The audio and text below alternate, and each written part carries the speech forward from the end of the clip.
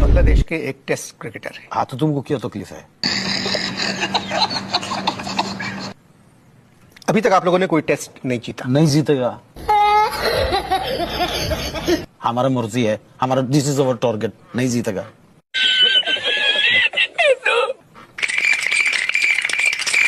क्या मैं समझा नहीं आपकी बात? तुम हमारा टारगेट है, हम नहीं जीतेगा। फिर खेलते क्यों है? हमारा मर्जी। ऐसा मत करो मेरी जान। आपने पाकिस्तान के खिलाफ 3 टेस्ट खेले। तुम्हारे को तकलीफ है, हम 300 और खेलेगा। क्या ये क्या बक रहे हो मादरचोद?